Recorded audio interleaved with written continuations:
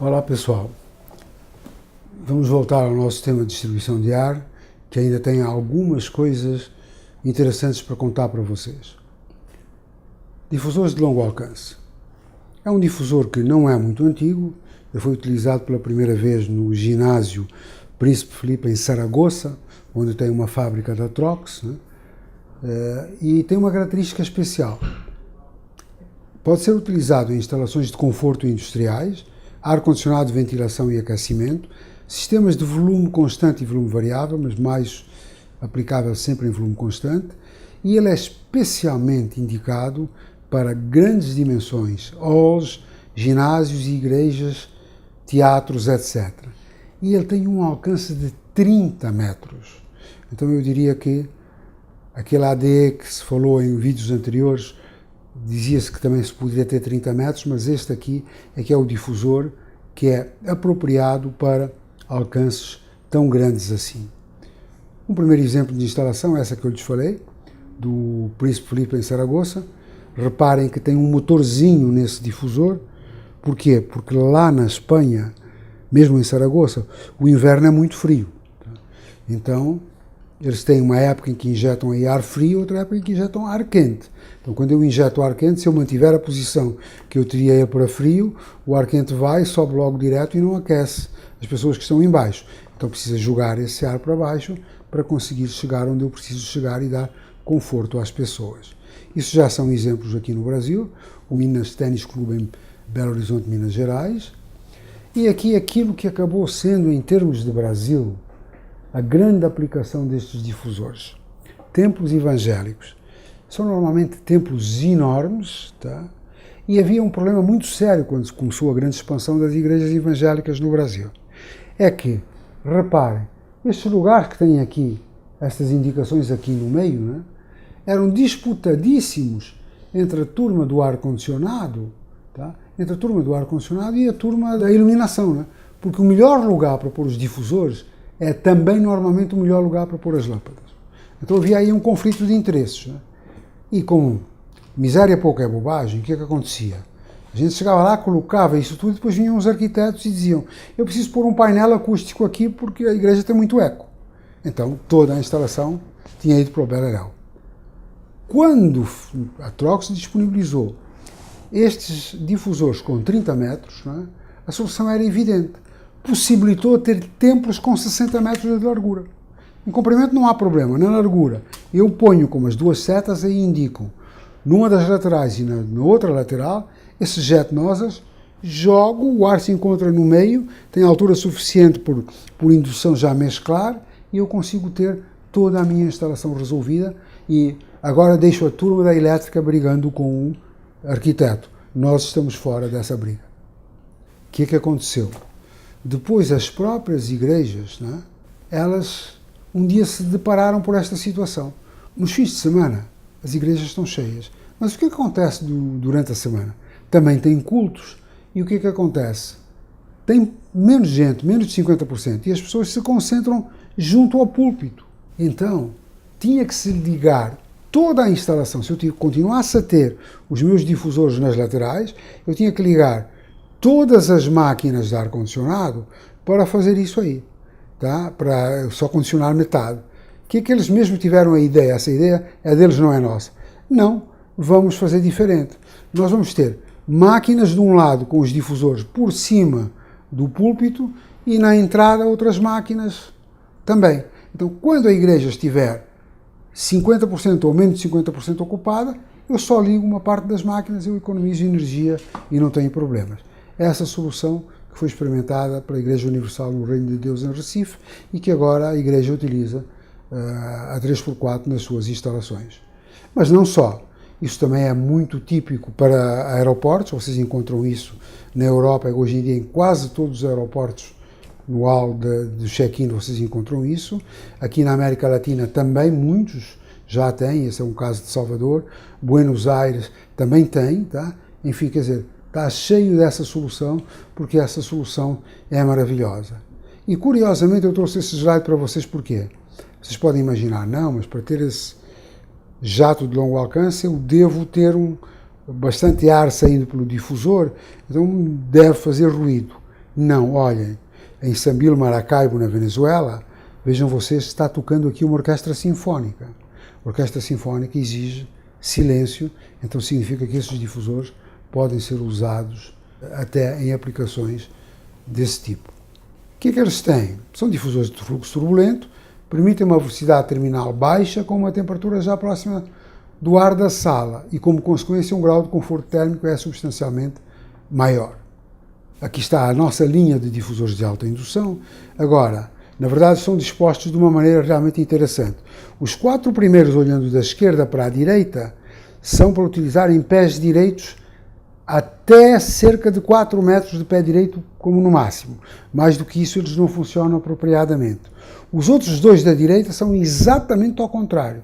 Se vocês utilizarem eles em pés direitos de 4 metros, fica um vendaval na zona de ocupação. Então, aí é acima de 3,8 metros para cima, é que esses difusores, até uns 8, 10 metros, são recomendáveis de utilizar.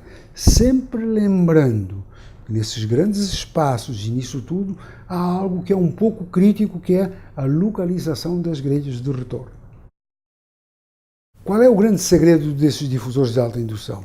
É que o jato, em vez de sair numa só direção, ele sai da seguinte maneira. Se for um que está no teto, ele sai, tá?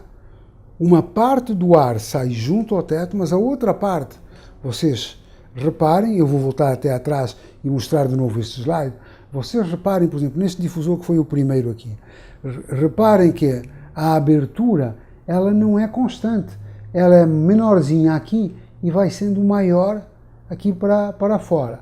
O que é que isso provoca? E esse jato de ar aqui é jogado contra o jato que sai na outra fenda. Então, cada fenda, digamos assim, que agride a fenda seguinte. Qual é o efeito que isso dá? Dá esse efeito que está aqui. Cria um turbilhão e com esse turbilhão eu consigo ter muito mais indução. Com mais indução eu consigo mais rapidamente baixar a velocidade na zona de ocupação e aumentar a temperatura e ter bem mais conforto nesse tipo de instalação. Aqui temos um difusor que dá exatamente uma ideia de como isto funciona. E aí está. É assim que funciona os difusores de alta indução. Dos outros, eu me dispenso de mostrar, né, que é basicamente a mesma coisa. Tá? Neste também é a mesma coisa, e reparem vocês exatamente isso aqui. Cada uns cilindrinhos de lá obrigam o jato a vir contra o outro que está aqui. Esse difusor, a gente diz um pouco por brincadeira na Trox, que ele é um difusor quase inteligente. Por quê? Porque todos os outros difusores, até o anterior de alta indução, se você de repente tem, alguém quer fazer paredes junto a ele, não é? Que não pode pôr a parede embaixo dele, mas poderia pôr, digamos assim, se aqui fosse o difusor e isto fosse a sala, eu poderia ter as paredes aqui. Se isso acontecer, eu tenho que mudar a posição do difusor, baixar o forro, mudar os dutos e tal. Com este difusor, dependendo da posição em que eu ponho os cilindrinhos, eu consigo transformar esse difusor, que é um difusor radial normal, em um difusor de 2 vias ou um difusor de uma via só. Então, se eu tenho ele aqui, consigo transformar ele numa via só, eu posso vir e pôr a minha parede aqui, que eu não tenho problema nenhum, consigo jogar tudo para lá. Por que é que ele é quase inteligente? Porque ele insufla para os 4 lados, radialmente, como se fosse um difusor de 2 vias, como se fosse um difusor de uma via. Está faltando difusor de 3 vias. Ele não consegue insuflar nas 2 laterais e na frente. Como é que isso é feito? Normalmente a gente marca uma linha aqui, e se eu for e passar, por exemplo, nesses difusores aqui, este jogando o ar para cima deste, para cima deste, para cima deste, tem metade deles. Mas na outra metade fizer ao contrário, né? For agora, não, este jogando o ar em cima deste, mas este tendo um pouquinho de ar para fora, este um pouquinho de ar para fora, um pouquinho de ar para fora, um pouquinho de ar para fora, eu consigo exatamente esse efeito de transformar isso num difusor de 2 vias, se eu bem me lembro. Agora estou falando um pouco de cor. Se eu fizer 25%, não, desculpem, difusor de uma via. Se eu fizer 25%, 25%, 25%, 25%, eu consigo transformar ele num difusor de 4 vias. Tá? Olhem como é que ele faz. Vejam que na zona de ocupação desses senhores, esse difusor de alta indução, embora a vazão seja muito alta, a velocidade já é bastante baixa. o grande núcleo praticamente já não chega nas meninas bonitas que estão aí nessa salinha. Qual é a outra coisa muito interessante desse tipo de difusor? Hoje a gente tem salas, no passado tinham 2 ou 3 pessoas com 2 computadores, depois vão pondo mais gente, mais computadores, mais aparelhagem, eu preciso mais de vazão de ar. Preciso mais de vazão de ar, preciso mais difusores. Mas se eu puser os difusores tradicionais que a gente tem, um ADLQ, o que acontece normalmente com 2 difusores? Vocês viram quando foi da seleção lá dos difusores tradicionais. Você determina o VL aqui e depois a velocidade vai aumentando aqui para baixo. Tenho aqui um VH dependendo da distância, mas eu tenho aqui uma certa velocidade. O que acontece? Quando eu preciso de aproximar os difusores, por exemplo, preciso de jogar este difusor para aqui ou pôr aqui um outro difusor aqui no meio, né, para ter uma distância menor, quando a distância entre os difusores diminui, tá, o meu VL aumenta e o meu VH também aumenta. Diminui a distância dos difusores, o meu VH também aumenta. Curiosamente, não se passa assim nos difusores de alta indução. Nos difusores de alta indução, quando eu os começo a aproximar, no início acontece isso, mas a partir de uma certa altura, quando o roda-moinho deste começa a sofrer a influência do roda-moinho deste e vice-versa, eu criei aqui uma zona comum onde a velocidade VL, em vez de aumentar, pasmem, diminui. Quando a distância é grande, o comportamento é como se fossem iguais. Quando a distância diminui, a minha velocidade na zona de ocupação diminui. Então eu diria que esse difusor me permite aumentar a vazão de ar das salas, porque eu posso pôr mais difusores sem perturbar as condições de conforto das pessoas que estão na sala. Tá? Eles também, no passado, eram muito utilizados em instalações em que, por alguma razão, se queria insuflar ar a uma temperatura mais baixa. Quando um difusor tradicional se insuflava com 14 graus, eu tenho uma certa vazão de ar. Agora, se eu baixar a minha temperatura de insuflamento, vamos ver a próxima figurinha, com 6 graus, o que acontece? Eu perco um pouco de rendimento aqui na serpentina, perco um pouco de rendimento no ventilador, né? Mas consigo baixar a minha vazão de ar aqui para 56% e economizar muita energia por essas reduções que eu tenho aqui. O que acontece então? Acontece que eu consigo diminuir o diâmetro deste difusor em 75% e consigo ter, devido à mescla muito grande de ar aqui, consigo ter temperaturas confortáveis aqui. O caso mais crítico que eu me lembro de uma instalação que tivemos aqui no Brasil, já faz muitos anos, o ar era insuflado a 2 graus centígrados.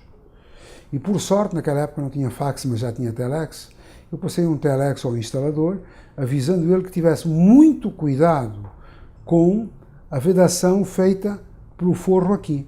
Porque a temperatura, insuflando a 2 graus, mesmo estando isolado aqui, nós iríamos ter aqui temperaturas muito baixas do difusor. Então, como esta zona normalmente não é climatizada, eu poderia ter aqui pontos em que eu estaria abaixo do ponto de orvalho e ter condensação. Quando eles fizeram a instalação depois de 7 meses, me disseram que estava condensando e eu repeti o e-mail para eles dizendo,